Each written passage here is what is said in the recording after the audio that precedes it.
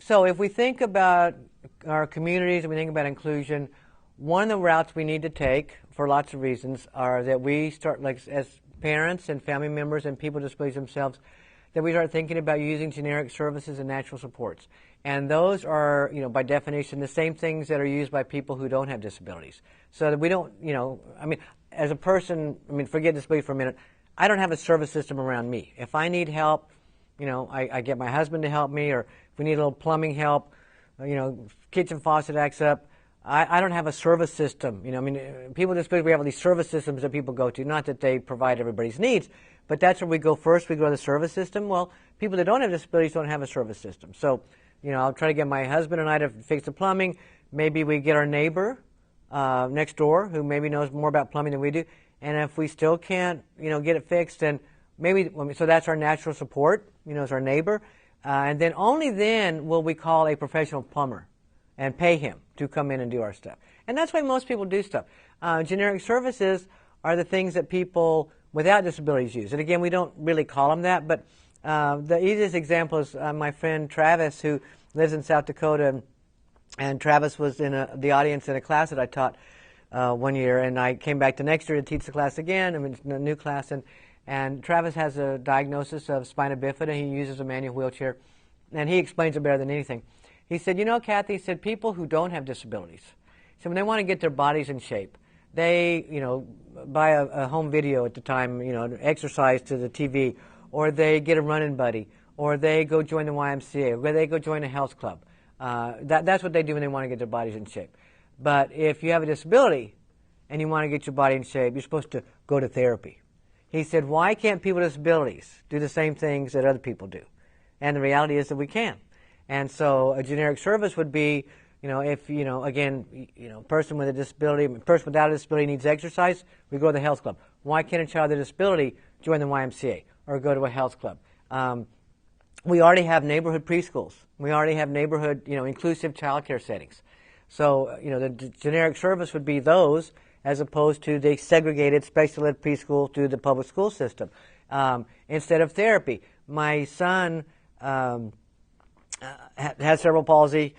He's real tight, and so when he was little and he was getting all the occupational therapy, that he had like no range of motion. It's like he has had range of motion, and he had no range of motion, and so they would try to stretch his arms out.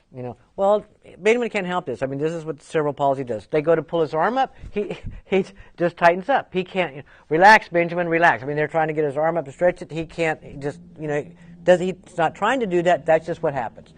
And so he stopped going to therapy when he was 6 years old. And again, we said, well, we're going to make sure that Benjamin has what he needs in the most natural way possible. So when he was 9 years old, he came home from school one day and he said, Mom, he says, he had his power wheelchair by then. Mom, he says, I want to take karate. What is karate? He didn't even know what it was.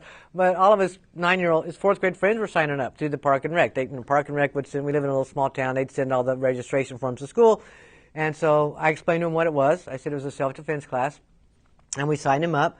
And I kidded him, though, and I said, Benjamin, I said, you don't really need to take a self-defense class. I said, because you are driving a lethal weapon. In that power chair, he can kill you in that chair, if you're, he can just run over you and stuff. And so he took karate lessons. You should have seen the range of motion. This is a kid who it looks like his arms are practically glued to his rib cage. And he gets in karate, and he's doing this, and he's doing this, and he's doing this. Why? Because that's what the sensei is doing. That's what his peers are doing. Benjamin had far greater range of motion in karate class than he ever had in an occupational therapy session. Now, some people say, well, the occupational therapist should have been better. She should have, had him play a game that he would have to reach for something. The reality is our kids are not trained SEALs. I'm going a little bit off topic here, but I just have to tell this other story.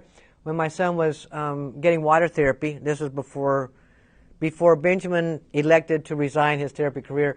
He's getting water therapy, and he was in a great big, physical therapist had a great big, one of those great big, like, wooden, big redwood, hot tub things, very, very, very deep. And so when she was in it, like the water came up to here.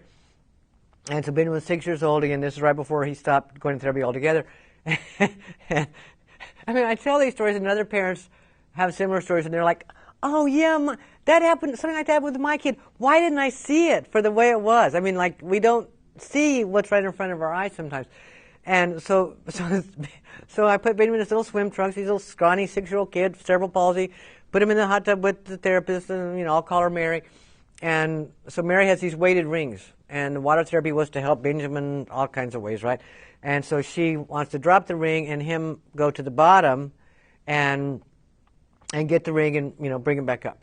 And so she drops the ring and she goes, oh, Benjamin, I dropped the ring. Would you go get it for me? He says, okay. So she helps him flip upside down because he couldn't do it and he goes to the bottom of the hot tub and he comes up, sputtering, he's got the ring. And, oh, Benjamin, thank you. Good job. Okay. Oops, I dropped the ring again. Benjamin, would you go get it for me? No. He said no. It's like, I thought he was going to say, no, stupid, Like, no, lady, if you dropped it the first time, I'll get it for you. But I'm not going down there again. You dropped it the second time, it's your fault. You go get it. Because you see how artificial that is. And children with disabilities are not stupid.